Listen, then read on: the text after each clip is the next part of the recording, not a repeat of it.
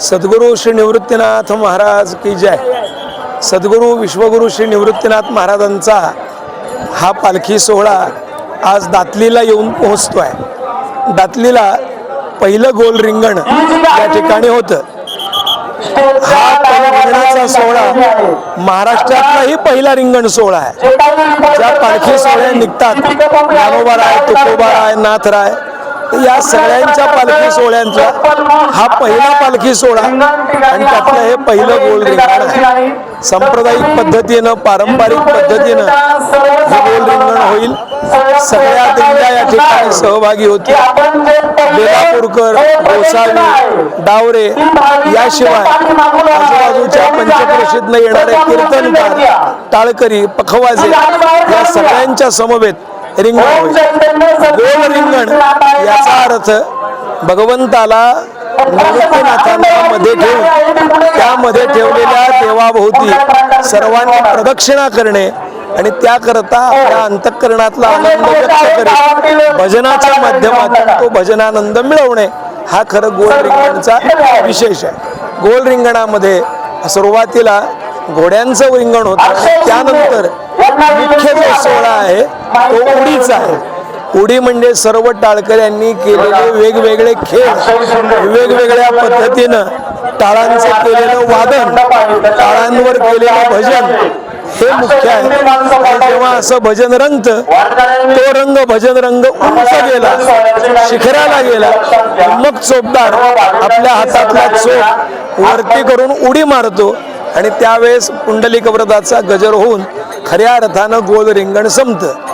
लोकांना घोड्याचं झालेलं रिंगण म्हणजे देवाचा अश्व आणि स्वाराचा अश्व दोघंही सोबत सोडले जातात। या सगळ्याच्या अगोदर जो जरीपटका आहे तो जरीपटका घेऊन जरीपटक्यावाला जो आहे तो फिरतो, संपूर्ण रस्ता पाहतो आणि रस्ता पाहून आल्यानंतर मग स्वार सोडले जातात। त्याच्याही अगोदर झेंडेकऱ्यांचं, तुळशीवाल्या, कळशीवाल्या, विणेकरी आणि पखवाजे यांचंही रिंगण असतं। थोडक्यात ज्याप्रमाणे चक्रव्यूह आहे तसा हा चक्रव्यूहच आहे आणि हा चक्रव्यूह भक्ती संप्रदायातला आहे, ज्यामध्ये कशा पद्धतीनं प्रवेश करायचा आणि कसा आनंद अनुभवायचा। कारण ही सुद्धा रात्रंदिवस आम्हा युद्धाचा प्रसंग, अंतर्बाह्य जग आणि मन अशा प्रकारची लढाई आहे आणि त्या लढाईत विजय मिळावा याकरता, आपण यशस्वी व्हावं याकरता, भगवत कृपा, संत कृपा संपादित व्हावी याकरता आज हा पंढरीच्या दिशेनं वारकरी संतांबरोबर जातोय, ज्यामध्ये कोणाची जात, कोणाचं लिंग, कोणाचा वर्ण, आश्रम या कुठल्याही प्रकारचा भेदाचा विचार होत नाही। समरसतेचं, एकात्मतेचं हे व्यापक सूत्र, हे व्यापक दर्शन या गोल रिंगणाच्या माध्यमातून होत आहे आणि हे पहिलं गोल रिंगण विश्वगुरू श्री निवृत्तीनाथांच्या या पालखी सोहळ्यातलं या ठिकाणी संपन्न होणार आहे।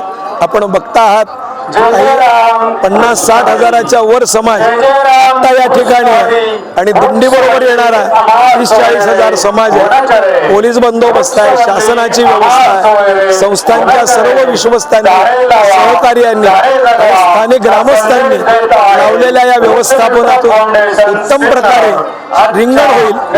शिस्त काय असते, एका चोपदाराच्या काठीवर संपूर्ण सोहळा चालतो। हेच वैभव या ठिकाणी, एक काठी, एक चोपदार एवढं नियंत्रण करू शकतो आणि लाखानी समाज केवळ संतांच्याकडे पाहून एक विचारानं चालतो।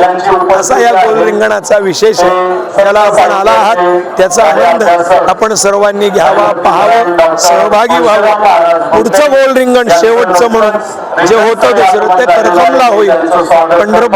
पंढरपूर तालुक्यात, सोलापूर जिल्ह्यात, नाशिक जिल्ह्यातलं हे एकमेव असणारं गोल रिंगण। धन्यवाद। राम।